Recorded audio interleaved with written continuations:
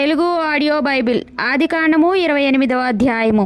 ఇస్సాకు యాకోబును పిలిపించి, నీవు కనాను కుమార్తెల్లో ఎవతను వివాహము చేసుకొనకూడదు.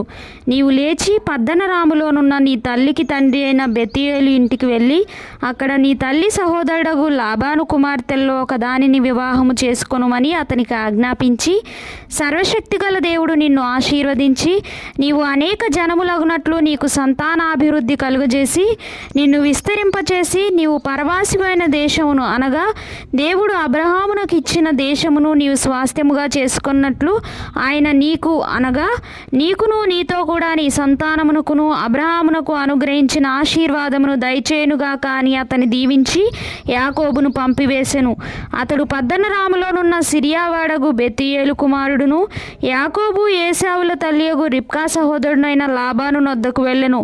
ఇస్సాకు యాకోబును దీవించి పద్దనరాములో పెండ్లి చేసుకొని వచ్చుటకై అతన్ని అక్కడికి పంపెననియు, అతని దీవించినప్పుడు నీవు కనాను దేశపు కుమార్తెల్లో ఎవరిని పెండ్లి చేసుకొనవద్దని అతనికి ఆజ్ఞాపించననియు, యాకోబు తన తల్లిదండ్రుల మాట విని పద్దనరామునకు వెళ్ళిపోయిననియు ఏశావు తెలుసుకున్నప్పుడు, ఇదిగాక కనాను కుమార్తెలు తన తండ్రి అయిన ఇస్సాకునకు ఇష్టురాండ్రు కారని ఏశావునకు తెలిసినప్పుడు, ఏశావు ఇష్మాయేలు నొద్దకు వెళ్ళి తనకున్న భార్యలుగాక అబ్రహాము కుమారుడైన ఇష్మాయేలు కుమార్తెయు నెబాయోతు సహోదరియునైన మహలతును కూడా పెండ్లి చేసుకొనెను.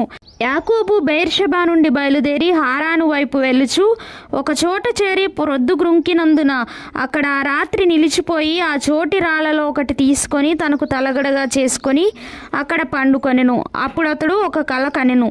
అందులో ఒక నిచ్చెన భూమి మీద నిలుపబడి ఉండెను. దాని కొన ఆకాశమునంటెను. దాని మీద దేవుని దూతలు ఎక్కుచూ దిగుచూ నుండిరి. మరియు యెహోవా దానికి పైగా నిలిచి, నేను నీ తండ్రి అయిన అబ్రహాము దేవుడను, ఇస్సాకు దేవుడైన యెహోవాను. నీవు పండుకొని ఉన్న ఈ భూమిని నీకును నీ సంతానమునకును ఇచ్చెదను. నీ సంతానము భూమి మీద లెక్కకు ఇసుక రేణువుల వలెనగును. నీవు పడమటి తట్టును, తూర్పు తట్టును, ఉత్తరపు తట్టును, దక్షిణపు తట్టును వ్యాపించదువు. భూమి యొక్క వంశములన్నీ నీ మూలముగాను నీ సంతానము మూలముగాను ఆశీర్వదింపబడును. ఇదిగో నేను నీకు తోడయుండి నీవు వెళ్ళు ప్రతి స్థలమందు నిన్ను కాపాడుచు ఈ దేశమునకు నిన్ను మరలా రప్పించదను. నేను నీతో చెప్పినది నెరవేర్చే వరకు నిన్ను విడువనని చెప్పగా యాకోబు నిద్ర తెలిసి, నిశ్చయముగా యెహోవా ఈ స్థలమందున్నాడు, అది నాకు తెలియకపోయిననుకొని భయపడి, ఈ స్థలము ఎంతో భయంకరము, ఇది దేవుని మందిరమే గాని వేరొకటి కాదు, పరలోకపు గవిని ఇదే అనుకొనిను. తెల్లవారినప్పుడు యాకోబు లేచి తాను తలగడగా చేసుకున్న రాయి తీసి దాన్ని స్తంభముగా నిలిపి దాని కొన మీద నూనె పోసెను. మరియు అతడు ఆ స్థలమునకు బేతేలను పేరు పెట్టెను. అయితే మొదట ఆ ఊరి పేరు లూజు. అప్పుడు యాకోబు, నేను తిరిగి నా తండ్రి ఇంటికి క్షేమముగా వచ్చినట్లు దేవుడు నాకు తోడయుండి నేను వెళ్ళుచున్న ఈ మార్గములో నన్ను కాపాడి తినుటకు ఆహారమును ధరించుకొనుటకు వస్త్రములను నాకు దయచేసిన ఎడల యెహోవా నాకు దేవుడయుండును. మరియు స్తంభముగా నేను నిలిపిన ఈ రాయి దేవుని మందిరమగును. మరియు నీవు నాకిచ్చి యావత్తులో 10వ వంతు నిశ్చయముగా నీకు చెల్లించదనని మ్రొక్కుకొనెను.